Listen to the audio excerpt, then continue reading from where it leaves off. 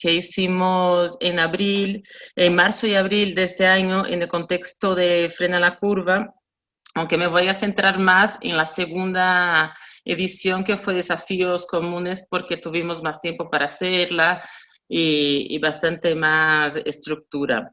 Entonces, si en algún momento tenéis cualquier duda, queréis hacer cualquier aportación o queréis compartir alguna experiencia que conozcáis vosotros, pues no hay ningún problema, podéis hablar y eso, la idea es que sea como una conversación interactiva y que también podéis salir de aquí con todas las dudas que tengáis resueltas. Desafíos Comunes no fue, no sé si fue ni la mejor, ni desde luego no fue la única experiencia, pero así fue como hicimos, ¿no?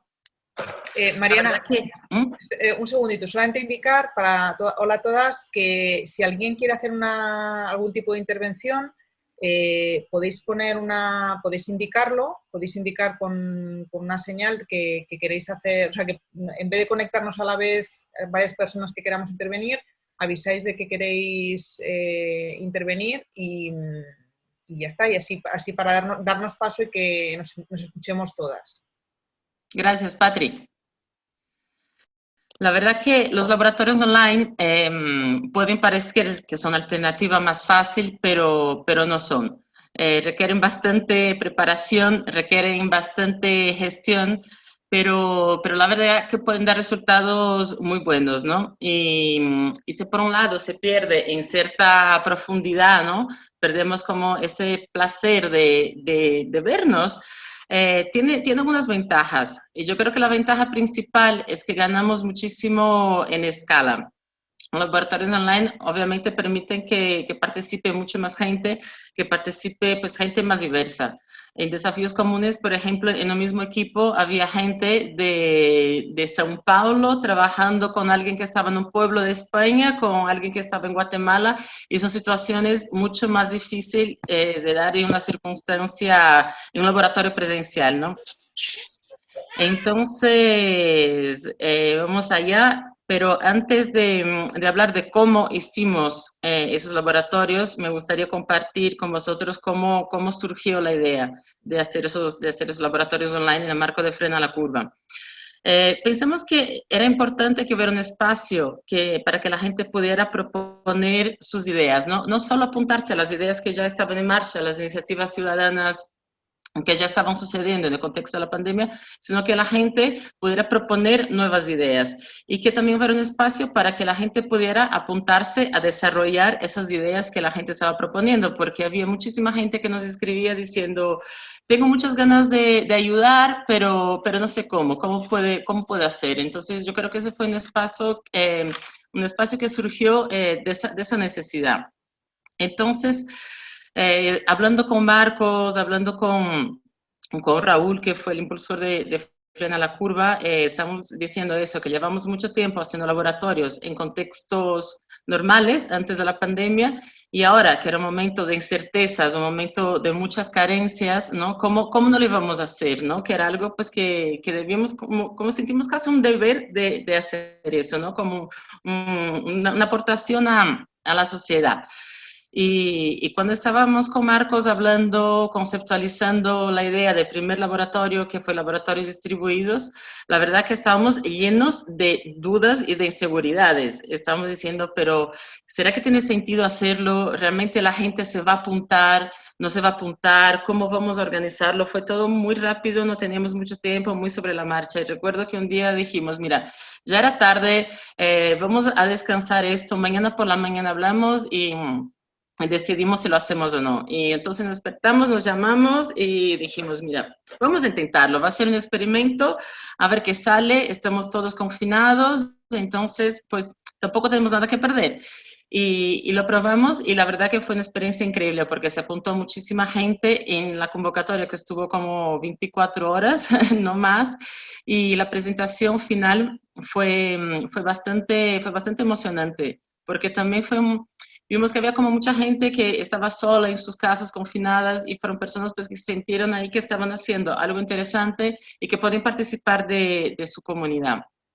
Así que fue como decidimos poner en marcha la segunda edición, Desafíos Comunes, ahí con bastante más tiempo y bastante más estructura, que es la experiencia que voy aquí a compartir ahora con vosotros. Entonces, os voy a mostrar la página web de la convocatoria. Un momentito, que voy a compartir.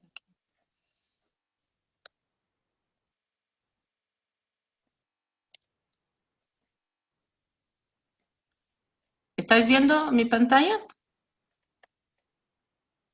Sí, perfecto. Sí. Pues esa fue la página web que hicimos para la convocatoria de proyectos y de colaboradores. Usamos la misma para las dos. Aquí había como una pequeña introducción, las fechas principales. Aquí explicamos pues, las fases del laboratorio. Del 20 al 22 teníamos la convocatoria proyectos. Muy poquito tiempo la dejamos abierta. Del 23 al 25 era formación de equipos, llamamos así como la convocatoria de colaboradores, que era cuando la gente se podía apuntar a los proyectos. La fase como de laboratorio en sí, de trabajo de los equipos, fue del 26 de abril a 2 de mayo, y el 2 de mayo fue la presentación final. Aquí explicábamos un poquito la metodología de trabajo, el tema de presentación de los proyectos, las áreas temáticas que estuvimos trabajando, el tema de propiedad intelectual, que hacíamos énfasis que íbamos a trabajar con que todos los proyectos deberían trabajar con licencias abiertas y tal. Y entonces, cuando ya seleccionamos los 10 proyectos, tenemos un formulario de inscripción para los proyectos, que utilizamos un formulario de Google normal, sencillo.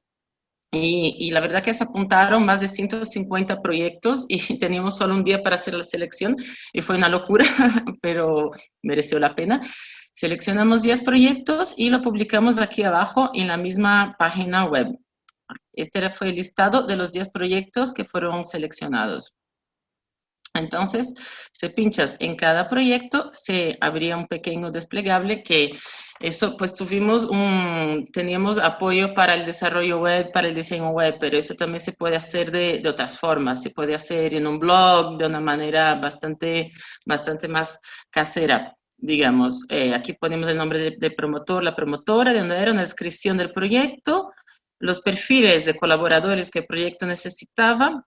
Y aquí fue como un recurso que hemos encontrado para organizar los equipos, que fue a través de grupos de Telegram.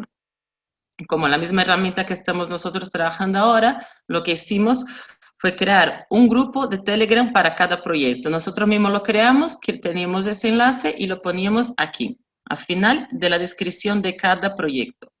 Entonces, veis, la persona podía abrir, leía el proyecto, la descripción, y si le interesaba participar, pues pinchaba en el link al grupo de Telegram y directamente entraba en el grupo donde estaba todo el equipo que iba a trabajar en ese proyecto. En ese laboratorio optamos por no hacer una selección de colaboradores, era como asignación directa. Como ves, cada proyecto tenía su descripción tal y tenía su link de Telegram al final. Algunos han pedido para quitar el link enseguida a los 2 días, porque se había inscrito muchísima gente y estaba complicado trabajar con equipos tan grandes. Pero veis, aquí al final cada uno tenía un link diferente y entrabas. Una recomendación que hago, que es que si yo volviera a hacer este proyecto, sí que hubiera puesto selección de colaboradores. Optamos por no hacerlo porque pensábamos que no se iba a apuntar tanta gente, y al final sí se apuntó muchísima gente, y entonces se crearon como grupos de trabajo de mejor 30 personas, y es un poco complicado, ¿no?, gestionar un proyecto así con 30 personas. Entonces, en una otra ocasión sí que pondrían un proceso de selección muy sencillo de colaboradores, que sería como también un formulario de Google, y luego que el propio promotor de proyecto pues haga la selección, porque es la persona que mejor conoce las necesidades del proyecto, ¿no? Y luego ese promotor él mismo puede hacer la distribución de las personas en el grupo en el grupo de Telegram. Aquí, si queréis, luego os paso todos estos links. Hasta aquí bien. ¿Está quedando claro? No sé si alguien tiene alguna duda. Bueno, así fue como conformamos los equipos de trabajo. Entonces la gente, ahí os voy a enseñar aquí cómo quedaba el Telegram. Un momentito.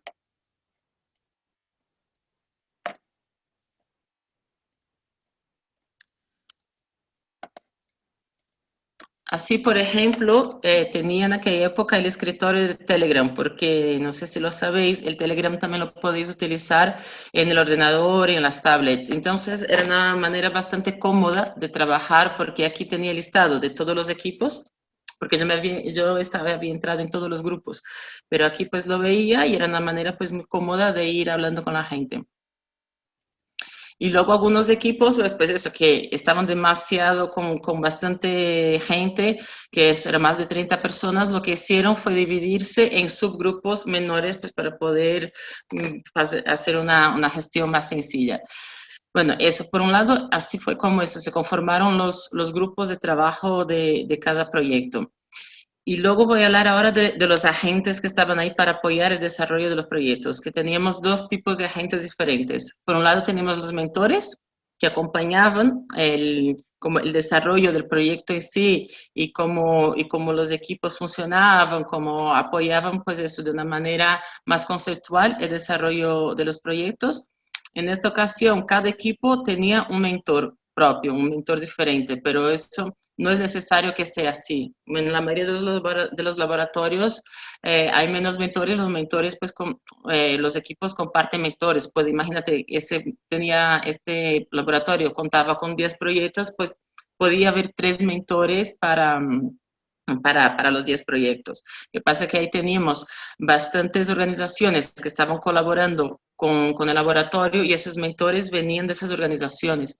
Nosotros no hemos contratado los mentores, la verdad, eran personas de organizaciones colaboradoras y tampoco eran personas expertas en temas concretos relacionados con los proyectos, sino eran personas que tenían bastante experiencia en desarrollar proyectos, personas que tenían experiencias en dinámicas de trabajo de equipo y eso pues ayuda mucho a un equipo a organizarse, ¿no? Es difícil tener mentores expertos porque no sabes bien qué temáticas van a ser trabajadas en los proyectos y cada proyecto pues a veces tiene temáticas muy diferentes, entonces sería muy complicado hacer un equipo de mentores, uno experto en tecnología, el otro en, no sé, en sanidad, el otro en política, entonces a veces es preferible tener mentores pues que tengan más experiencia en desarrollo en proyectos en sí, gestión de trabajos en equipo o experiencias en laboratorios que personas expertas en campos concretos.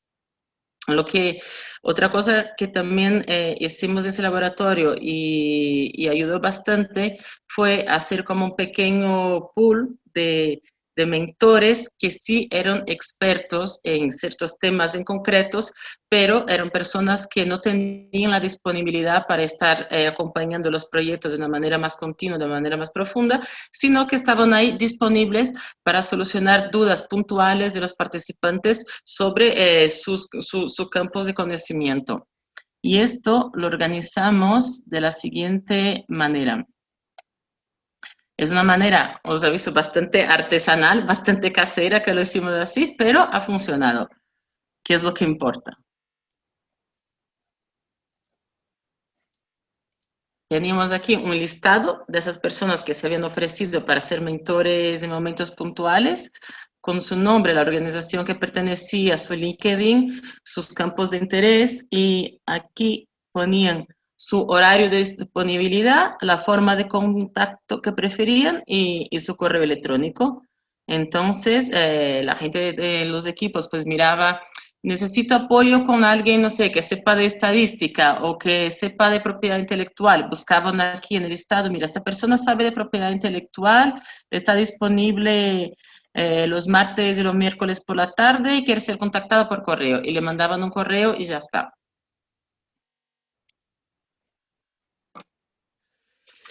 Y luego teníamos la siguiente figura que os comentaba antes, que lo llamábamos dinamizadores o mediadores, o sea, hay gente que lo llamaba mediadores, y era una persona que estaba en cada equipo que estaba en cada grupo de Telegram que servía como de enlace entre la organización y el grupo de trabajo.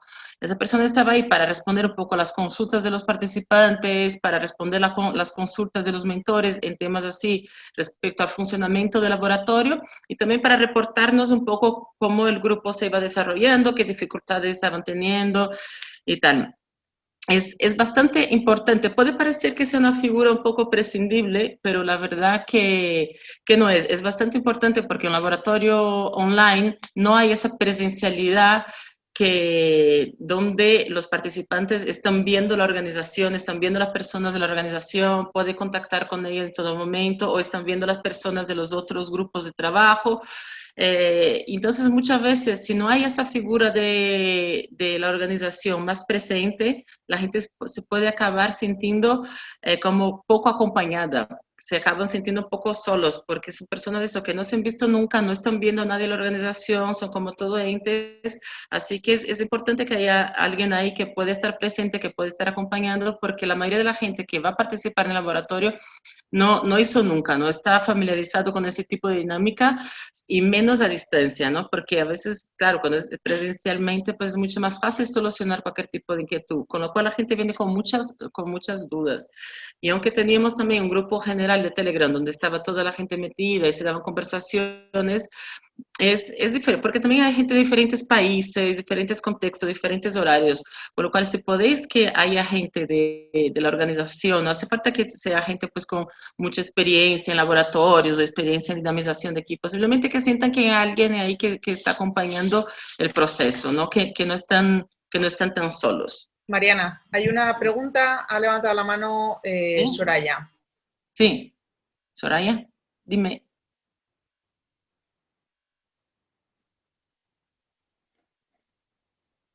Soraya.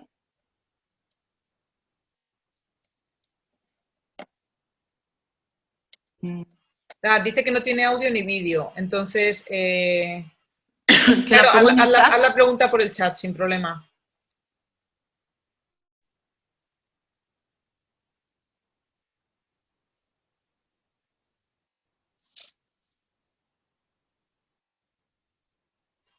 Bueno, Si mientras, quieres continúa, claro, y ahora cuando lo sí, tenga te aviso. Ah, mira, dice, ¿de qué modo se desarrollaron los laboratorios? ¿de qué modo, en qué sentido? Bueno, ahora iba a empezar a explicar justamente cómo fue la distribución de trabajo en los días, cómo fue el flujo de trabajo completo. Sí, No sé si es eso pregunta lo que está preguntando. si fue por Zoom o fue por texto, que bueno, ahora entrarás en detalles con ese tema. Eso. Sí, justamente iba a empezar ahora a adentrar un poco cómo fue como el día a día del laboratorio. Para ello os voy a compartir.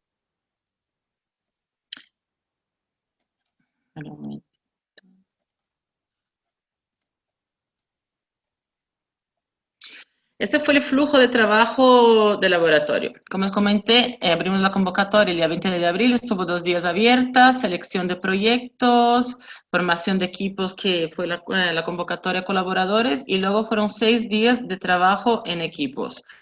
Durante esos 6 días, los equipos trabajaban de una manera autogestionada. Cada equipo se organizaba de una forma.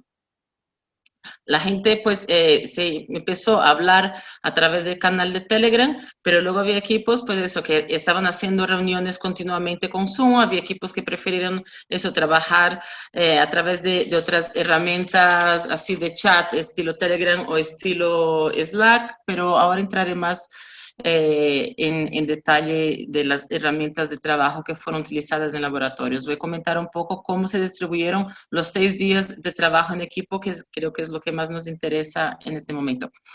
En el primer día, que fue el día 26 de abril, que recuerdo que era un domingo, arrancamos el laboratorio con una sesión online de bienvenida, donde participamos la gente de la organización, se daba como eso, un mensaje de bienvenida a todo el mundo, se explicaba un poco el funcionamiento del laboratorio y luego los equipos se presentaban, los proyectos, la promotora del proyecto presentaba brevemente su idea. Después de eso, cada equipo tenía ya organizada una primera reunión online con su mentor y esa reunión es determinante porque es el punto de arranque del trabajo en equipo, es donde la gente se conoce, ¿no? Si no hay esa reunión, si la gente se sigue organizando por Telegram y tal, se pierde mucho porque ahí todo el mundo se pone cara y es un momento muy importante para replantear el enfoque del proyecto, ¿no? El proyecto está sobre la mesa y ahí es donde el proyecto también puede crecer y cambiar con las aportaciones de los colaboradores y de los mentores, porque hay muchos proyectos que entran en el laboratorio con una ambición muy grande, como que en 5 días vamos a hacer 10 páginas web en todo el mundo, 4 aplicaciones y entonces es importante ahí que entre todos y que el mentor ahí también esté muy pendiente y diga, eso es imposible, vamos a aterrizar, recordar que hay un laboratorio de prototipado, vamos a hacer un piloto, luego el proyecto puede seguir y ya pensamos en la segunda fase, ¿no? Pero en esta primera fase es importante ser consecuente con el tiempo que tengamos. Por eso también es importante definir un calendario de trabajo durante estos días y las tareas y hacer una distribución de tareas según los perfiles de personas que tengas en el equipo. Eh, por eso también en ese punto también es importante un mentor que tenga en la cabeza pues todo este tipo de consejos, ¿no? Que haga que los equipos pues se planteen todo ese tipo de cosas. Y también en ese momento, en esa primera reunión, es interesante definir qué herramientas van a trabajar, cómo se van a organizar, si van a hacer una reunión por día, si van a hacer, había equipos que hacían una reunión por la mañana, otra por la tarde, depende mucho de la disponibilidad también de los participantes. Si van a utilizar Drive para compartir los documentos, había gente que utilizaba Slack, no sé si conoces Slack, Slack es una herramienta así también como para gestión de trabajos de equipo. Bueno, es el momento eso de aterrizar y de organizar el trabajo durante los próximos días, porque como os comenté, los equipos trabajan de una manera autónoma, las reuniones a partir, o sea, el primer día nosotros podemos ayudar a coordinar esa primera reunión de arranque, pero luego los demás días son los equipos que tienen que consensuar con los mentores las próximas reuniones. O sea, ahí la organización tiene que dejar que los equipos trabajen de una manera autónoma y hay que confiar en la inteligencia colectiva porque la gente sabe organizarse y funcionan bien de esa manera. Pero eso, siempre también con el acompañamiento del mentor y de esa persona que comenté que sería el dinamizador o el mediador que está ahí dentro del equipo solucionando las dudas más puntuales.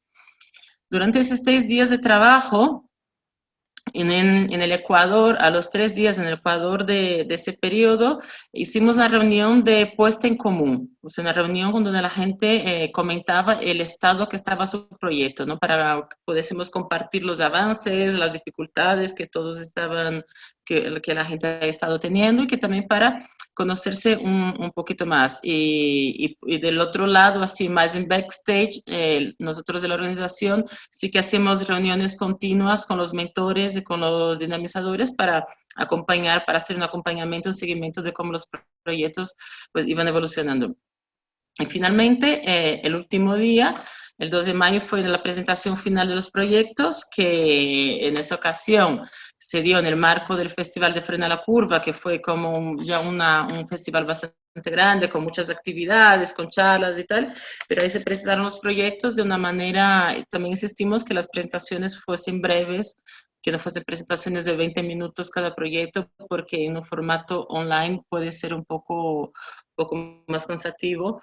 Y eso también se hizo una pequeña preparación con los equipos de presentación de proyectos online para que pudiesen hacer así como una presentación clara y concisa.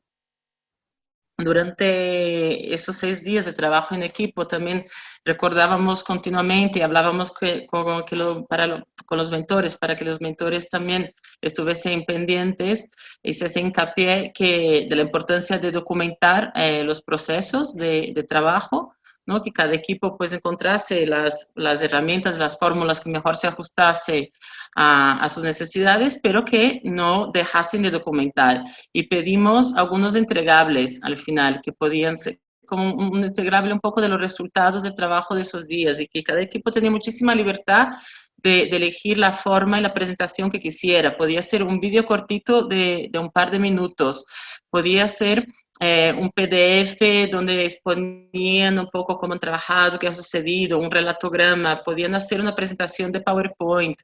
Lo importante es que quedase un registro y que permitiera que el proyecto fuese replicado. También insistimos que a veces la gente insistía mucho y querían hacer una página web o algo muy complejo y también era A veces recordar que son pocos días de trabajo, hacer una página web es algo complejo, hay que realmente evaluar si es necesario o no invertir ese esfuerzo en hacer una página web. A lo mejor en una primera fase es más fácil que entreguen su documentación en un PowerPoint o algo que pierdan tiempo pues programando y diseñando una página web. Eso puede ser una fase después. Mariana, pregunta a Rolando si se hizo ¿Sí? algún tipo de indicación sobre las presentaciones y cuánto tiempo por proyecto se dio para las Sí, presentaciones. sí, teníamos algunas indicaciones, pues eso, que fuesen presentaciones breves, sencillas, que no utilizasen presentaciones como presentaciones de PowerPoint con frases muy largas, que se tratasen de utilizar imágenes y palabras cortas, y eran 4 minutos por proyecto, era bastante poquito. También estábamos en el marco de ese evento donde había muchas actividades, pero en 4 minutos tiene que ser suficiente también para que puedas poner las ideas principales de tu proyecto, ¿no? Dábamos una serie de consejos que si queréis os puedo luego pasar una sistematización de todo eso que fue hablado con los participantes, pero también insistíamos mucho que en esas presentaciones finales la gente no se perdiera en tecnicismos, que se centrase más en la idea principal del proyecto y tratase de hacer una narrativa que estar explicando detalles técnicos del proyecto que solo entienden las personas más familiarizadas con el tema, ¿no? Tenían que ser presentaciones que lo pudiera entender todo el mundo. Es como tienes que presentar ese proyecto como para que mi madre pueda entenderlo, ¿no? Eso básicamente eran las indicaciones principales que hacíamos. Y nada, y eso por último comentar que durante esos 6 días de trabajo también organizamos algunos talleres de formación, así que sobre herramientas que pudiesen ser útiles para los proyectos, algunas charlas sobre temáticas relacionadas con lo que se estaba trabajando en ese laboratorio, porque también la gente cuando se apunta a un laboratorio, además de trabajar en equipo, desarrollar un proyecto, activar una comunidad, la gente también quiere aprender, ¿no? Con lo cual ofrecer una parte, una parte de formación un poquito más profunda, la gente se agradece mucho. Además, en esos talleres era también un punto de encuentro entre participantes de diferentes equipos, porque tratábamos que fuesen actividades bastante participativas y tal, y claro, al no haber un espacio físico, la gente que estaban en los diferentes equipos no se conocían, entonces tratábamos de fomentar algunos pequeños espacios para que se pudiera dar una interacción un poquito más informal, eso, entre los participantes de los diferentes grupos de trabajo. Y por último, os voy a enseñar algunos materiales que elaboramos para hacer un poco más fácil la vida de los participantes, de los mentores, tal, para que se pudiesen situar un poquito, sobre todo al principio, ¿no? Cuando recién aterrizas en un evento y no sabes bien cómo va a funcionar, que luego también os lo puedo compartir, porque la verdad que fueron materiales que lo hicimos entre bastante gente y quedaron bastante bien. Así que... A ver, no sé, ¿estáis viendo mi pantalla o no?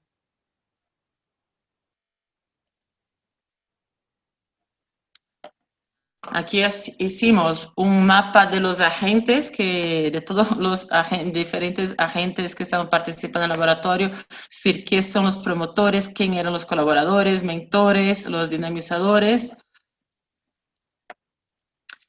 Hicimos una guía para mentores, explicando detalladamente qué se puede esperar de un mentor, cómo hacer la distribución de trabajo, porque claro, la gente que participó como mentores, la mayoría de ellos es la primera vez también que van a estar en una actividad de este tipo, que van a estar acompañando el trabajo de un laboratorio online, cómo la organización me puede ayudar, las funciones de los mentores, cómo estaban distribuidos los equipos, las herramientas de trabajo. Mariana, ¿estas guías están disponibles para que las puedan consultar? Porque están Sí, preguntando.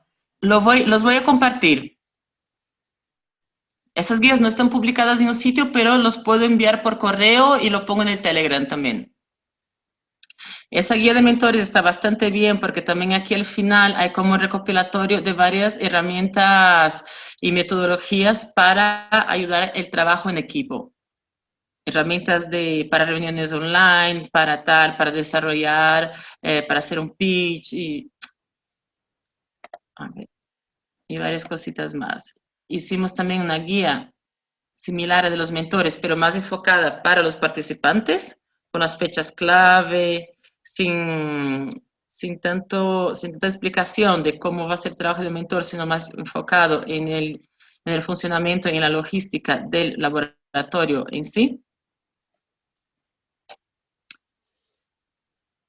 Aquí también tenemos una guía para la documentación del proyecto, o sea, no hacía falta que la gente la respetase tal cual, era solamente una sugerencia de los contenidos que deberían aparecer en una memoria de resultado del proyecto, en la documentación, ¿no? El título, la descripción y tal, links para replicar, tipo de licencia, pero como comenté, eran solo indicaciones, nadie estaba obligado a seguir esa guía tal cual. Y eso es todo. Bueno, aquí también tenemos una orientación, las orientaciones para los promotores. Cuando les comunicábamos que su proyecto había sido seleccionado, pues les dábamos una pequeña guía de los próximos pasos, de tal. Y, y bueno, y yo creo que eso es todo de mi parte. Así que si queréis hacer alguna consulta, algún comentario, si alguien también ha participado de alguna experiencia de laboratorio online y quiere compartir su experiencia, es el momento.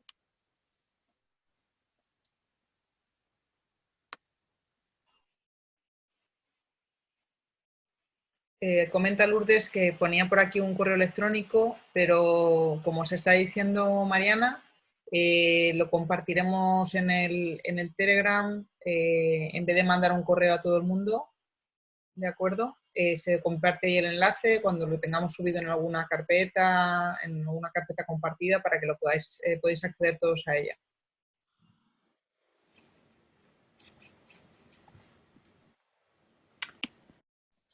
Pues yo quería comentar, buen día. Adelante. A mí me tocó participar en el laboratorio ellas lideran del TEC de Monterrey y pues estuvo muy padre. Yo creo que o sea, al inicio es muy importante definir los roles porque como que te confundes de que quién es el colaborador, quién es el promotor, quién es el mentor, o sea, como que está así todo muy confundido y piensas que vas a seguir ciertas instrucciones y ya después entiendes que todo se hace en horizontal y que todos aportan y que se trata de que todos colaboren. Digo, a mí me Sí, ayudó mucho a entender eso de los roles. sí, no, totalmente, Florencia. A veces cuando estamos muy metidos en el proceso de organización, das un poco las cosas por hecho, ¿no? Como lo tienes muy claro en tu cabeza, quién son los promotores, quién son los colaboradores, pero eso hay que dejar muy claro a los participantes que entran de nuevo en eso. Y sobre todo eso, como es un proceso online que no te estás viendo, que es todo conversaciones por chat o por videollamadas, es más difícil, ¿no? Tener claro quién es quién. Por eso os enviaba antes os enseñaba ese mapa de actores que hicimos en un principio y antes de arrancar el laboratorio compartimos ese mapa con todo el mundo para que la gente sabiera un poquito quién era quién y insistir que también en esa primera reunión que hacían con los mentores el primer día de laboratorio, cada uno se presente y se cuente de dónde es, qué tal, y que la persona que haya impulsado la idea, ¿no? El como promotor, la promotora del proyecto, pues se presente y cuente poco quién es, cómo surgió la idea, y etcétera.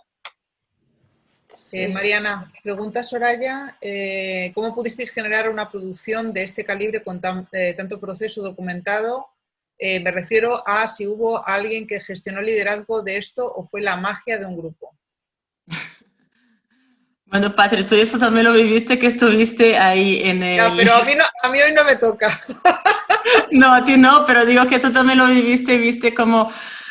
A ver, éramos un equipo, no era un trabajo muy grande, o sea, no éramos un equipo muy grande de trabajo, pero sí que había gente pues que estaba trabajando solo con eso. Yo estaba coordinando un poco todo ese proceso y en ese momento yo estaba solo con eso, o sea, yo estaba dedicada exclusivamente con la coordinación de ese laboratorio y fue bastante intenso. Y luego sí que teníamos el apoyo de otras personas que estaban en frente a la curva, en algunos puntos en concreto, ¿no? Como para el diseño gráfico, para lo de la página web, pero claro, eran personas que también estaban con otras cosas y otros trabajos. Pero sí, yo creo que es importante que haya una persona que esté como que tenga un poco todo el mapa de lo que está pasando en su cabeza, ¿no? Que luego pues tenga otros trabajos, que puede seguir dedicando a otras cosas, pero tiene que haber una persona que sea responsable, ¿no? Que sea la persona que esté coordinando el proceso y tenga más o menos un poco el escenario global en su cabeza y que sepa lo que está pasando todo el tiempo. No sé si he explicado la pregunta. Dice, sí, es que es un elefante y gestionar esto sin contacto presencial a veces es complejo. Enhorabuena. Sí. También preguntan por aquí, ¿quién establece los roles? Entiendo que hay que hacer un mapa de saberes, pero ¿cómo decidimos quién es mentor, quién es mediador? ¿Cómo lo hicisteis? Eso lo hicimos previamente. Como comenté, los mentores eran personas que ya conocíamos antes de organizaciones que estaban colaborando un poco con Frena la Curva y tal, y eran personas que tenían ya un poco más experiencia en la puesta en marcha de proyectos, gente que ya había puesto en marcha muchos proyectos en su vida y saben bien cómo funciona, o sea, sabe claves para arrancar un proyecto desde que es una idea incipiente hasta que el proyecto va creciendo y va evolucionando. Y también eso, personas que tienen experiencia en gestionar equipos de trabajo, personas que a lo mejor eso ya han tenido experiencia previas en otros laboratorios. Los mediadores eran personas pues que a lo mejor no tenían tanta experiencia como los mentores, pero sí que podían estar ahí respondiendo las dudas de funcionamiento del laboratorio, porque eran personas que estaban más cerca de la organización y desde el principio de la formación del laboratorio tenían muy claro en su cabeza los roles, quién era quién, las fechas principales, y estaban haciendo eso, un apoyo, digamos, un apoyo más técnico, ¿no? Y los mentores eran un apoyo más conceptual a los proyectos, pero eso lo definimos antes.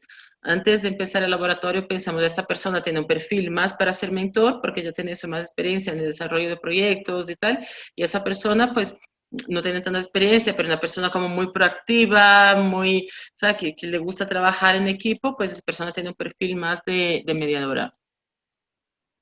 Veo que hay una pregunta aquí que pone, por curiosidad, los participantes, colaboradores y promotores eran personas del entorno local, en su mayoría, o por contra la convocatoria traspasó fronteras.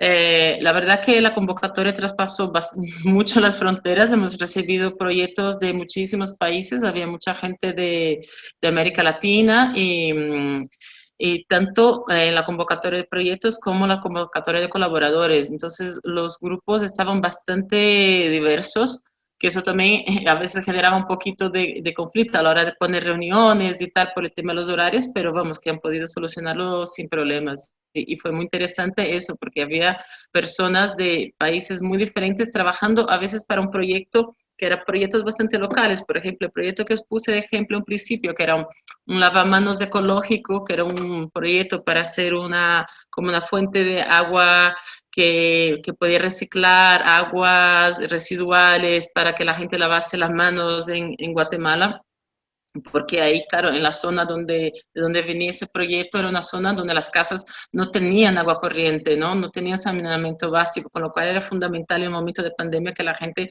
pudiera tener acceso a agua limpia. Y era un proyecto muy local y yo pensé que se iba a apuntar a más gente de un contexto similar a de dónde viene el proyecto, pero no, o sea, el proyecto pues provocó el interés de gente de diversos sitios, había gente pues de la ciudad pues que les interesó la temática y estaban ahí colaborando con la puesta en marcha de ese proyecto y fue muy bonito, ¿no? Ese intercambio de saberes que se dio ahí fue una cosa bastante enriquecedora.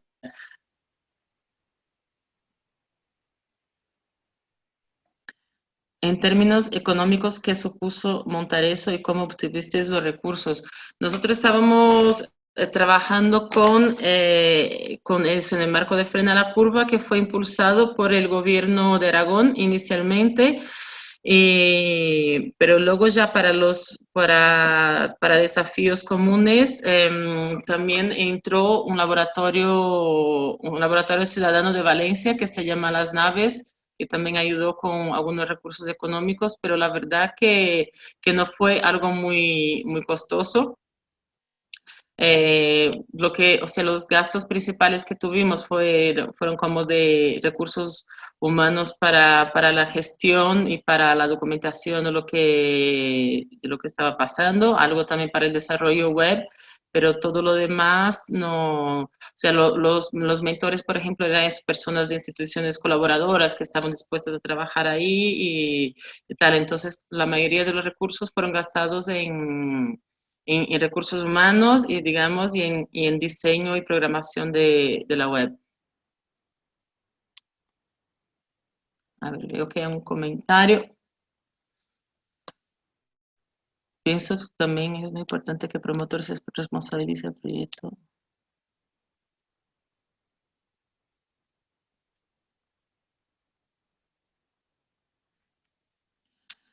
Sí, sí, eso es complicado. Si no hay un promotor comprometido, que comenta Florencia que es complicado si el promotor abandona el proyecto o no está presente, tiene que avanzar sin el promotor. Por eso es importante, si tenéis tiempo, cuando estéis haciendo la selección de proyectos, antes de publicar, digamos, los proyectos seleccionados, es hacer una llamada a la persona y comentar, ¿no?, que su proyecto está preseleccionado y hablar con ella por teléfono para ver también un poco el nivel de compromiso que tiene. Y porque sobre todo en un laboratorio online que no te conoces, es difícil que el equipo siga llevando el proyecto para adelante sin estar la persona que lo propuso. Así que si podéis eso, hablar antes con la gente que propuso la idea y ver realmente que la persona está dispuesta a trabajar ahí esos 6 días, que está dispuesta a tirar para adelante, porque aunque luego se trabaja de una manera horizontal, ¿no? Se trata de que no hayan liderazgos marcados, que no hayan gurúes, que las ideas de los colaboradores tienen el mismo valor que las ideas de los promotores, pero claro, sobre todo en un principio, los primeros días, es fundamental que la gente que propuso la idea pues esté ahí, ¿no?, que son los que conocen que la propusieron. Entonces, es importante asegurarse un poco antes el nivel de compromiso que esa persona tiene. Pregunta Mayra, ¿qué tal le resultó la duración del laboratorio de 6 días? ¿Es mucho, poco o es suficiente? Cuanto más tiempo tienes, lógicamente más puedes profundizar en el desarrollo de los proyectos. Eso es un hecho, pero también es más difícil que la gente se pueda dedicar más tiempo o se puede dedicar al mismo tiempo durante 10 días. Con lo cual, yo creo que estuvo bien. El primer laboratorio, la primera experiencia de laboratorios distribuidos, yo creo que fueron 3 días y ahí sí me parece que faltaba tiempo, se quedó un poco corto. Con 6 días la gente ya sí pudo poner prototipos un poco más, bueno, un poco bastante más estructurados. Lo que sucede también en los laboratorios online, que es una ventaja un poco frente a los laboratorios presenciales, es que es más fácil que los proyectos sigan trabajando, porque en los laboratorios presenciales, al final, la gente está dependiendo de un tiempo y de un espacio, y la gente se desplaza a un sitio de trabajo y muchas veces está trabajando pues con personas que no son de ahí, ¿no?, que vinieron desde otros lugares y qué tal. Entonces, cuando se termina el tiempo en un laboratorio presencial, pues cada uno vuelve a su casa y sigue con su vida. En los laboratorios online, pues como la gente ya empezó trabajando en remoto, es más fácil que ese equipo pueda seguir trabajando en remoto, porque no depende de un tiempo de espacio. Es decir, los grupos de trabajo son menos dependientes de la organización, con lo cual lo que he visto, y es como, fue una consecuencia positiva que no lo habíamos imaginado, fue algo que lo hemos observado después, que los equipos pues seguían trabajando, pues ya no tenían el acompañamiento del mentor y de los facilitadores y tal, pero también ya no lo necesitaban, ya se sentían como fuertes para seguir con la propuesta y pues eso, porque no estaban dependientes de esa presencialidad, de esa temporalidad y de esos recursos puestos por la organización, ya se estaban organizando bien solos, con lo cual, aunque el laboratorio terminó el día 2 de mayo, nada impedía que el lunes siguiente pues la gente se reuniera y siguiera trabajando con el proyecto.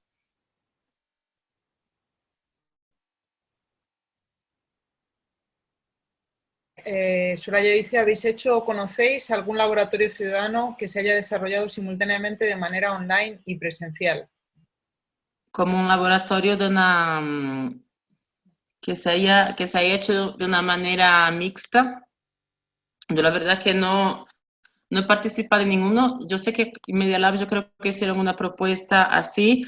Lo que sí conozco es, por ejemplo, un laboratorio en Brasil, un laboratorio de emergencia de Silo, que luego hicieron 3 ediciones, que fue un laboratorio súper interesante porque ellos estaban trabajando en periferias y en zonas también como muy remotas, en zonas rurales también, en zonas donde la conectividad es muy limitada, con lo cual organizar un laboratorio con una convocatoria donde la gente enviaba por mail los proyectos, enviaba un mail con el proyecto y luego se organizaban a través de grupos de WhatsApp y grupos de Facebook también, porque en Brasil tiene mucha atracción. Y entonces muchos de esos proyectos que participaron en ese laboratorio eran proyectos bastante presenciales, aunque fuesen proyectos relacionados con, o sea, dentro de un confinamiento de la pandemia, a lo mejor eran proyectos para llevar comida a tal comunidad, donde una gente de una comunidad se organizó para tal, y eran proyectos pues donde requería mucha presencialidad y sucedió de esa forma. Entonces, eso es como la experiencia que yo conozco más cercana, pero seguramente ahora van a empezar a suceder bastante más esa modalidad mixta.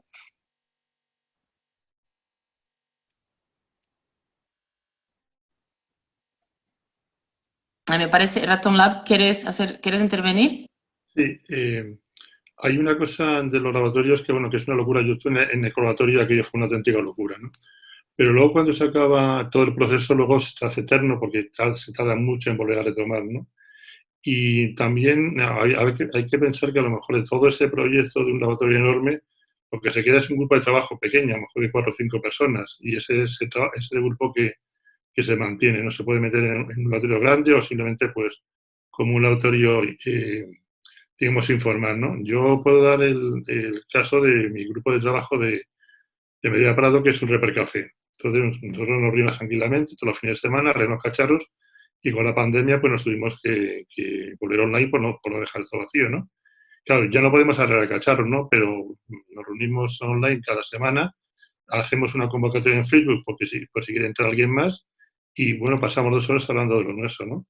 Y parece que no es tan, digamos, tan brillante como pues, un laboratorio cuando se empieza con toda la propuesta, pero es una forma de darle continuidad, porque claro, estos laboratorios estallan de una manera enorme, tienen miles de proyectos, claro, cuando ya no ves un rendimiento, no ves que sean bonitos, o ya no que se pasa digamos, la publicidad, pues se hunde todo el trabajo y ideas que eran interesantes, por lo menos mantener un grupo de trabajo estable de 4 o 5 personas y no es tan complicada, por ejemplo, con Jitsi, que antes lo hacían de gente por Zoom. Yo de que claro, conocimos Jitsi, pues ya las reuniones las hacemos por Jitsi. Tenemos un grupo de WhatsApp para el día a día, luego quedamos para el Reper Café Online, quedamos 4 nada más, 4 o 5, que son los que más intentan esto, y es una continuidad, no pierdes, porque es que ese trabajo lo dejas un par de semanas o un mes y luego cuesta mucho retomarlo. Sí, sí, sí, eso pasa bastante también, ¿no? Que a veces durante el laboratorio los equipos tienen mucha gente, 10 personas, 15, 20, o en el caso de desafíos comunes que ven equipos de 30 personas, pero luego el proyecto siguió tirando claro, con un equipo pues mucho menor, ¿no? Hay gente que está más interesada en participar solo durante los días de laboratorio y luego pues ya no tiene tiempo para estar vinculada, pero siempre sigue un grupito más pequeño que son los que están más comprometidos, más activos con el proyecto y siguen. Es difícil que un grupo siga entero con todos sus integrantes cuando acabe el laboratorio. Porque claro, hay gente que tiene mucho menos tiempo, que tenía la disponibilidad durante esas fechas y luego no. Es difícil que todos tengan la misma disponibilidad después. Entonces es bastante común que pase eso, ¿no? Que siga un grupo menor y que de hecho es mucho más fácil gestionar un grupo de 4 o 5 personas que un grupo de 10 o 15 de diferentes países.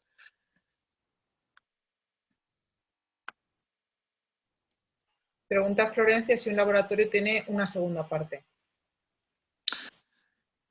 Yo creo que puede tener la segunda parte. Son como ediciones diferentes, van a participar personas diferentes, pero sí se puede, y de hecho de esos laboratorios de Brasil que yo os comentaba antes, hicieron algo muy interesante que fue invitar a proyectos de la primera edición para participar de la segunda y proyectos que estaban en la segunda para participar de la tercera. Que no fuesen todos los mismos proyectos, lógicamente, que también hubiese un espacio abierto para nuevas propuestas, pero sí que hubiese como 2 o 3 proyectos que pudiesen ahí, hacer ahí como una segunda escalada, como un segundo avance en esa segunda edición. Y también invitar como a gente que estuvo participando del primer laboratorio a estar en el segundo laboratorio como dinamizadores de los grupos. Porque era eso, gente pues que quería seguir con la vinculación, con la dinámica del laboratorio, quería seguir participando de los proyectos, pero como además ya tenían la experiencia de la primera edición, pues tenían mucho que aportar a la segunda, a esa gente que había acabado de meterse en algo que nunca había trabajado de esa forma. Es una forma, yo creo que de dar cierta continuidad a lo que había sucedido en una primera edición.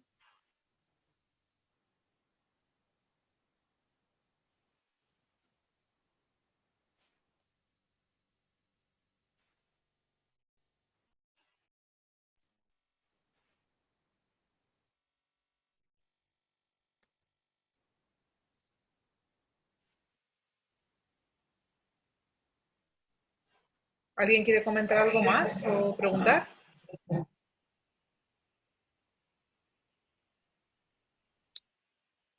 Me parece que alguien pone aquí, personalmente me parece una herramienta súper potente de trabajo y participación, además de la oportunidad de poner en contacto gentes de lugares tan diferentes para tratar soluciones de problemas comunes. Sin embargo, me preocupa dejar de lado una importante parte de la ciudadanía por la brecha digital. Sí, eso es un hecho porque, claro, al final un laboratorio online siempre va a depender un mínimo que sea de la conexión. Este ejemplo que os estoy hablando todo el tiempo de Brasil es que me parece una experiencia increíble, fue bastante disruptiva porque nunca había visto un laboratorio así que trabajase de una manera tan low cost y en sitios complicados y remotos. Y ahí, pues claro, la mayoría de la gente no tenía internet en sus casas, no tenía un ordenador, pero sí son sitios donde a lo mejor no todo el mundo, pero muchas personas tienen móviles, entonces hay que adaptar un poco a hacer el trabajo con el móvil. Y si vas a trabajar con gente que tiene móvil, pero no tiene internet, pues se hacían llamadas telefónicas, hay que utilizar un poco las herramientas que se usan en el contexto donde el proyecto se está desarrollando.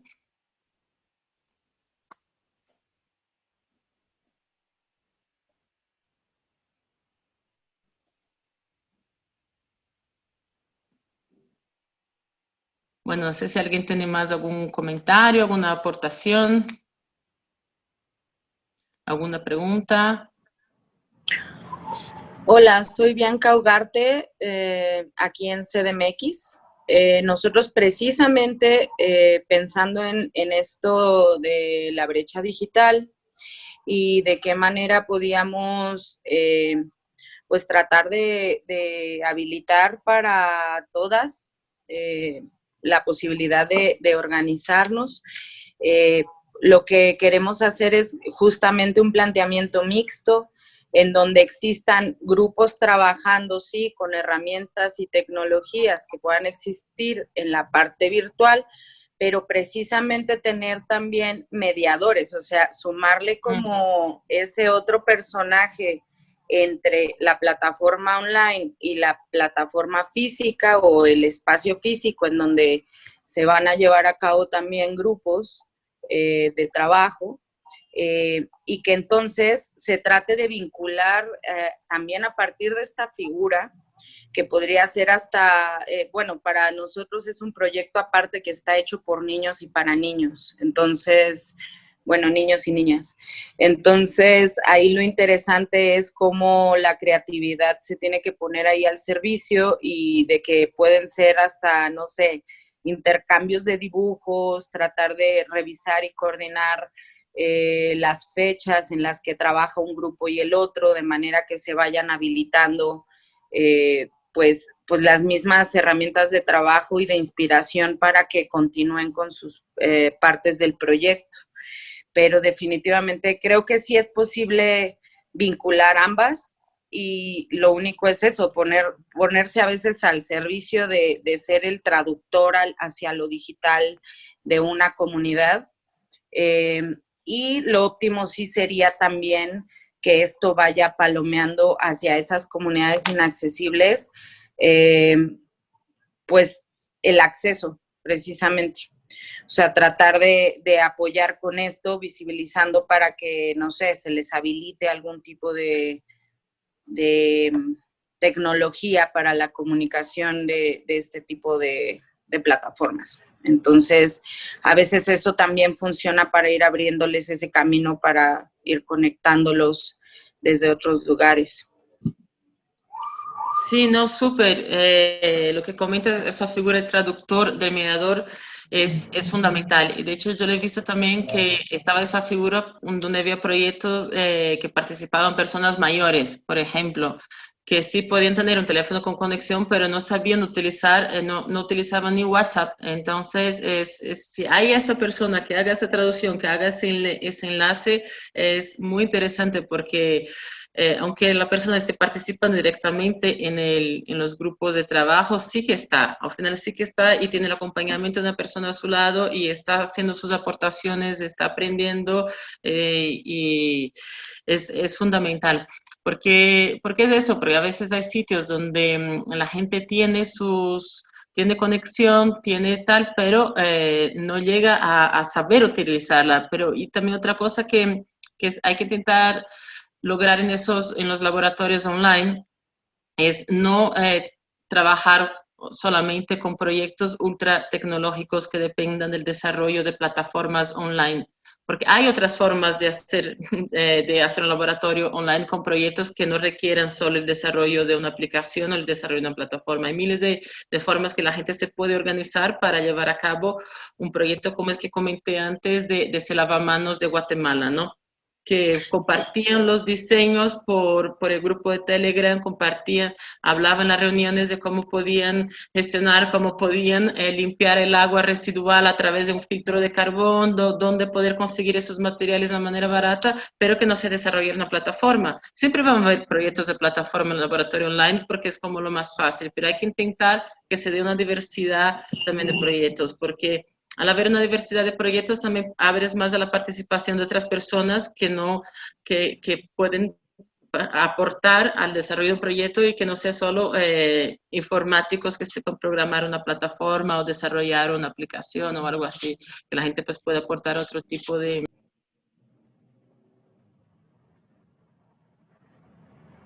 Sí, de hecho, para nosotros incluso la parte online del proyecto, planteábamos que igual los niños que estuvieran en la parte de laboratorio digital o bueno, online, fueran tal vez los que se encargaran de la documentación del proyecto, mientras que los que están en el espacio físico fueran los que lo habilitan. Entonces, de esta manera puede haber como también esta interacción y la manera en la que ellos están percibiendo lo que sucede, cómo empatizan con lo que está allá afuera, etcétera. Entonces, bueno, pues igual...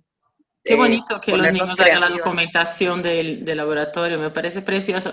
Es lo que tú dices, es que hay que apelar a la creatividad también. Ya estamos en una situación bastante compleja y cada contexto es diferente. Yo os compartí la experiencia de laboratorio, desafíos comunes, pero eso fue una experiencia que hicimos aquí en Europa con un mínimo de recursos, pero lo teníamos esos recursos.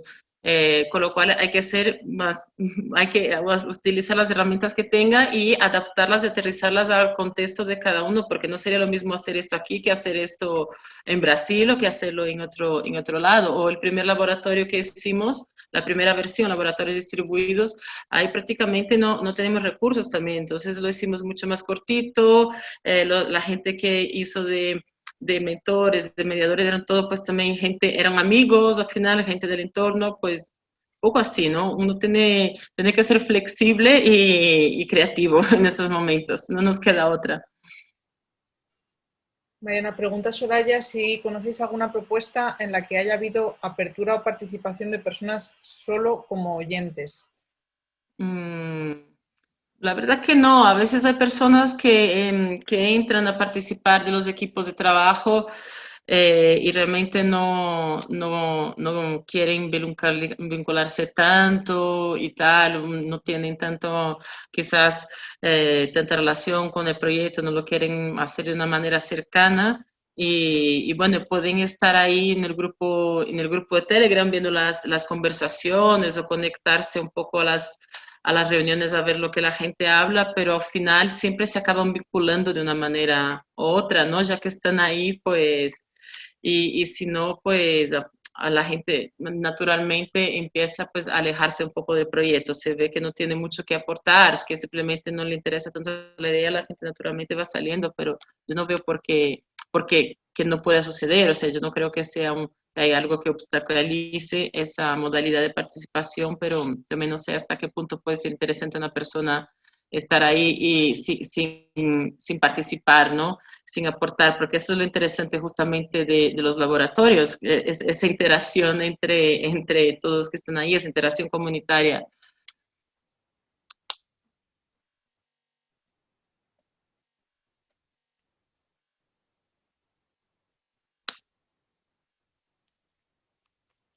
Bueno, ¿alguna pregunta más? No sé si alguien quiere decir algo más. Y, y si no, pues eso, la charla está grabada, lo compartiremos y también voy a compartir todas esas herramientas y guías que os estuve enseñando. Y si alguien pues tiene alguna otra duda o estáis empezando a organizar el proceso y que estáis atascados en algo o surge alguna otra inquietud, pues me podéis escribir en cualquier momento. También me podéis mandar un mensaje privado en Telegram o si es algo así que consideréis que puede ser de interés general, lo ponéis en el grupo y seguimos la conversación.